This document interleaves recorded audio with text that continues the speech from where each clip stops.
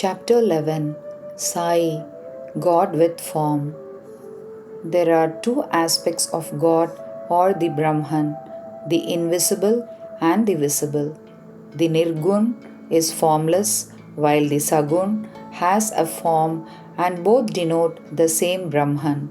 Some prefer to worship the former and some the latter. As stated in the Gita, the worship of the latter is easy and preferable. As man has got a form, it is natural and easy for him to worship the God with form. Our love and devotion do not develop unless we first worship Sagun Brahman for a certain period of time, and as we advance, it leads us to the worship of the Nirgun Brahman.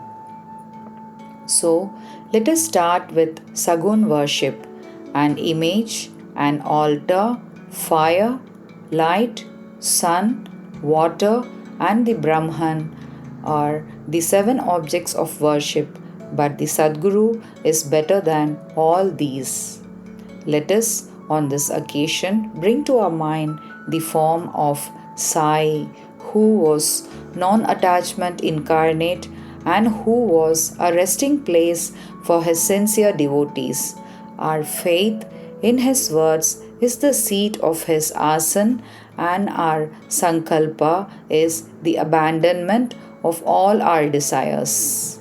Some say that Sai was a Bhagavad Bhakta, while others say he was a Mahabhagavad Bhakta, but to us he is a God incarnate. He was extremely forgiving, never irritable, honest, soft, tolerant, and content beyond comparison. Though he looked embodied, he was really disembodied, emotionless, unattached, and internally free.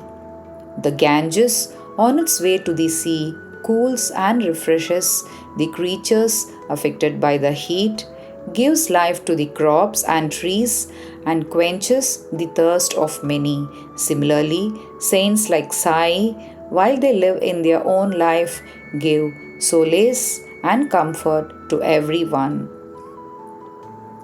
Lord Krishna has said that the saint is my soul, my living image. I am him, or rather, he is my pure form.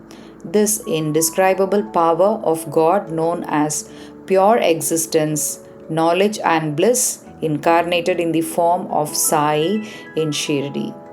The Shruti describes Brahman as bliss. This we read or hear daily in religious books, but devout people experience this Brahman or bliss in Shirdi. Baba, who supported everyone, required no support from anybody. He always used a piece of sackcloth for his seat, which was covered with a small, beautiful bed by his devotees and a pillow to support his back. Baba respected the feelings of his devotees and allowed them to worship him as they liked. Some waved chamara or fans before him. Some played on musical instruments, others washed his hands and feet, while some applied scents and sandalwood. Some offered Baba betel nuts with leaves and other things, and others offered Naivedya. Though he looked like he was living in Shirdi, he was present everywhere.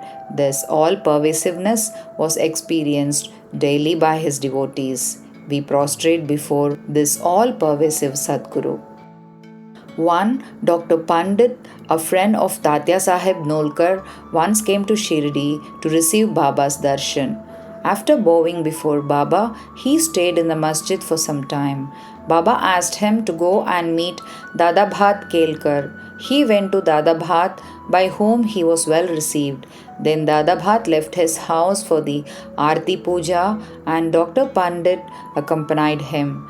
Dada Bhat worshipped Baba, and nobody until then had dared to apply sandal paste to Baba's forehead. Only Malsapati used to apply it to Baba's throat. But the simple-hearted and devout Dr. Pandit took Dada Bhat's wish with puja material, which contained sandal paste, and drew 3 horizontal lines on Baba's forehead. To everyone's surprise, Baba was silent and did not object to this. Then Dada Bhat that evening asked Baba, "How is it that you object to sandal paste being applied by others to your forehead while you allowed Dr. Pandit to do so?" Baba replied that Dr. Pandit believed him to be the same as his guru, Raghunath Maharaj of Dhopeshwar, known as Kaka Puranik, and he applied the paste to Baba's forehead as he would do to his guru. Hence, Baba could not object. On inquiry, Dr. Pandit told Dada Bhat that he indeed took Baba to be his guru, Kaka Puranik, and hence he had drawn the lines on Baba's forehead. Though Baba allowed devotees to worship him as they pleased, sometimes he acted in strange ways. Sometimes he threw away the puja dish and was wrath incarnate. Then who could approach him? Sometimes he scolded devotees, and later he looked softer than wax, a statue of peace and forgiveness.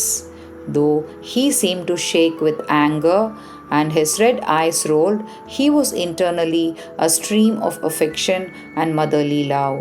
Immediately, he called out to his devotees and said that he would only be angry with his devotees if mothers kicked their children and if the sea turned back the rivers. He felt he was a servant of his devotees, always stood by them and responded to them whenever they called upon him, and thus he always longed for their love. There was no telling when Baba would accept a devotee. That depended on his sweet will. Sidik Falke's story demonstrates this point. A Muslim gentleman named Sidik Falke of Kalyan, after a pilgrimage to Mecca and Medina, came to Shirdi. He lived in a chavdi facing the north and sat in the open courtyard of the masjid. For 9 months, Baba ignored him and did not allow him to step into the masjid. Falke felt very disconsolate and did not know what to do. Somebody advised him not to be disappointed but to try and approach Baba through Shama, a devotee who was very close to Baba. Falke liked the idea and implored Shama to intercede for him. Shama agreed and on a convenient occasion spoke to Baba. "Baba, why don't you allow the old Haji to step into the masjid? When so many people come and receive your darshan, why not bless him once?" Baba replied, "Shama, you are too young to understand things.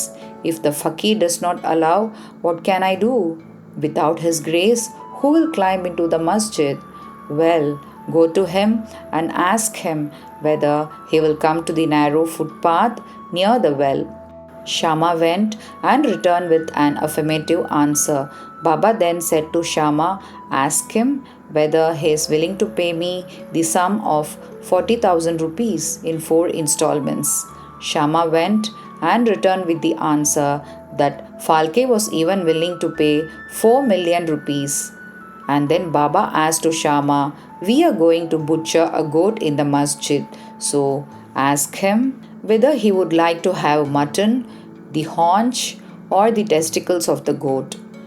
Shama returned with the answer that the Haji would be happy to receive a small crumb from Baba's pot. Hearing this, Baba got very angry and approached the Haji and said, "Why do you brag, fancy yourself great, and then pose as an old Haji? Is this the way you read the Quran? You are proud of your pilgrimage to Mecca, but you do not know me." Being thus scolded, the Haji was confounded. Baba then went back to the masjid, purchased a few baskets of mangoes, and sent them to the Haji.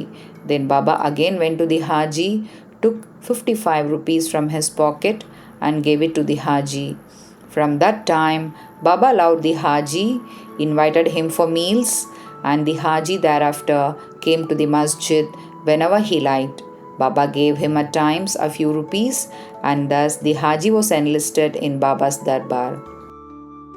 We shall close this chapter after describing 2 incidents showing Baba's control over the elements. One evening, there was a terrible storm at Shirdi.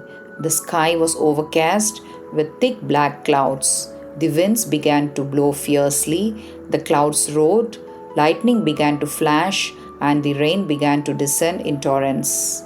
In a short time, the whole place was flooded with water. All the birds, beasts, and men got terribly frightened and they all flocked to the masjid for shelter. There are many local deities in Shirdi, but none of them came to their aid. So they all prayed to Baba, their God, to intercede and quell the storm. Baba was deeply moved. He came out and, standing at the edge of the masjid, addressed the storm in a loud and thunderous voice. Stop! Stop your fury and be calm.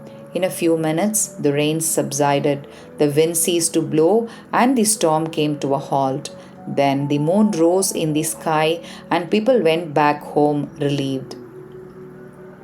On another occasion, at noon, the fire in the dhoni began to burn brightly, and its flames were seen to be reaching the rafters above. People who were sitting in the masjid did not know what to do. They dared not ask Baba to pour water or do anything to quench the flames. But Baba soon came to realize what was happening. He took his sadka and dashed it against a pillar in front of him, saying, Get down, be calm. With each stroke of the sadka, the flames began to burn less fiercely, and in few minutes, the dhoni became calm and normal. This is our Sai, an incarnation of God. He will bless any man who prostrates and surrenders before him. He who reads the stories of this chapter daily with faith and devotion will soon be free from all calamities. He will also always be attached and devoted to Sai. He will very soon attain divine vision. All his desires will be fulfilled, and thus, being ultimately desireless, he will attain the supreme abode. Bow to Shri Sai. Peace be to all. Om Sai Ram.